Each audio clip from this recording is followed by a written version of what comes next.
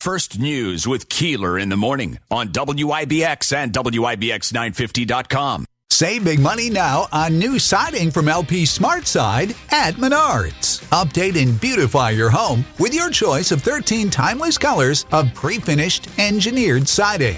It's durable and includes a Sherwin-Williams factory finish paint warranty that means no painting for years to come. View our entire selection of siding from LP Smart Side today. And don't forget to check out our flyer on Menards.com for all the great deals happening now. Save big money at Menards.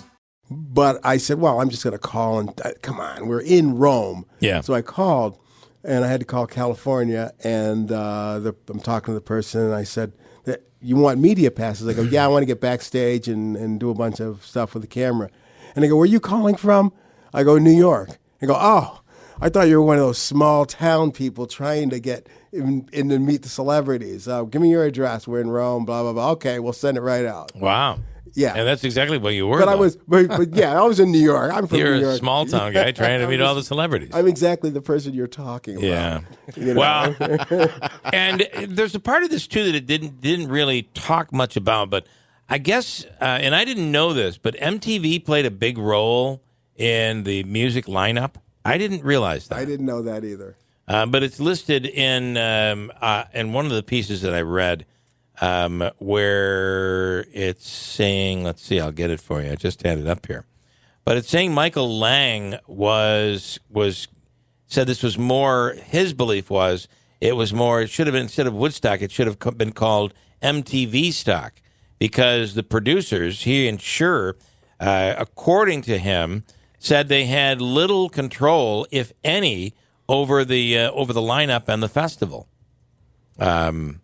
I guess I didn't realize that. Yeah, and then MTV. The one thing I totally remember is MTV getting ripped on and booed and things thrown at. Oh yeah, they'd bring the MTV, VJ would come up and intro an act, and people would be throwing bottled water at them and everything. Really? Oh yeah.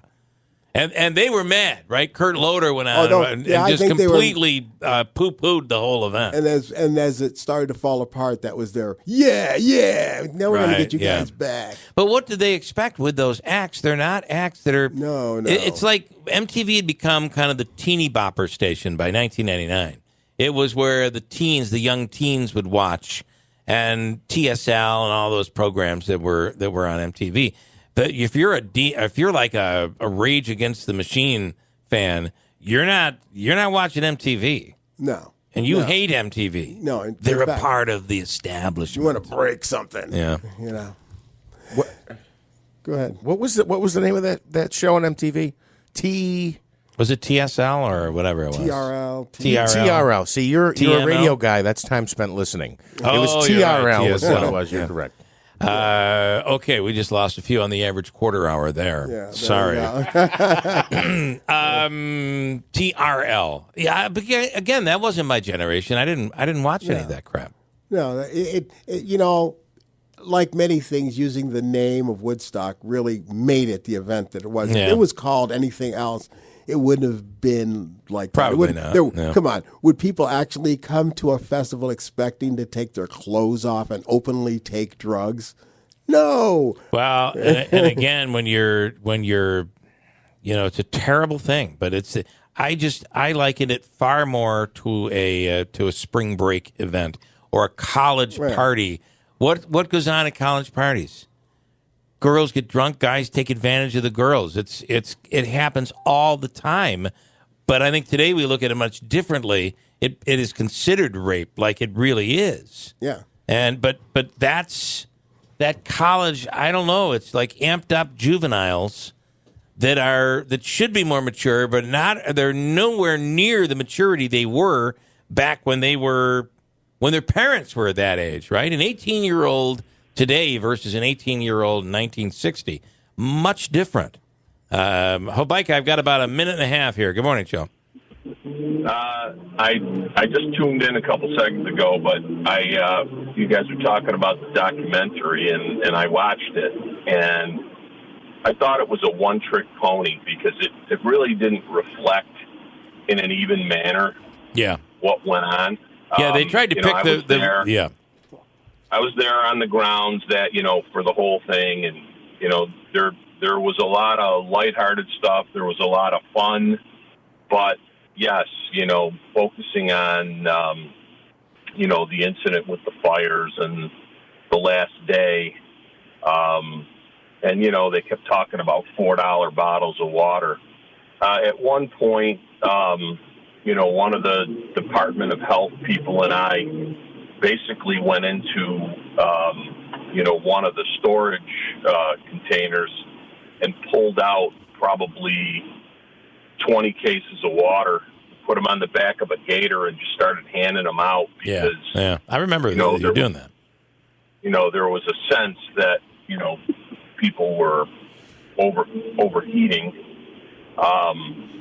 We did the best we could to negotiate the best deal we could, but it's kind of applicable to what goes on now. You enter into a MOU which is not enforceable, but people feel a commitment to, and then if you're not willing to give up the project, or at least to be perceived as giving up the project, you end up in a little bit more difficult bargaining position if you're trying to find a way to yes, which was the effort. So, I'm hoping. Yeah, I think that I think that you call it one trick pony. It's exactly what they oversimplified the whole thing and tried to say this is why it happened.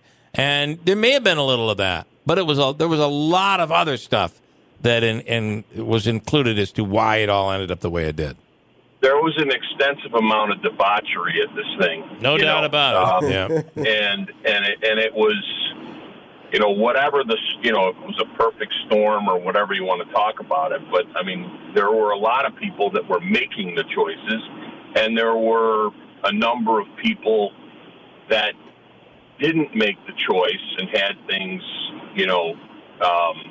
foisted upon them. Yeah. And, that was a significantly unfortunate part of the, of the concert. But I think there were some really interesting things that happened. I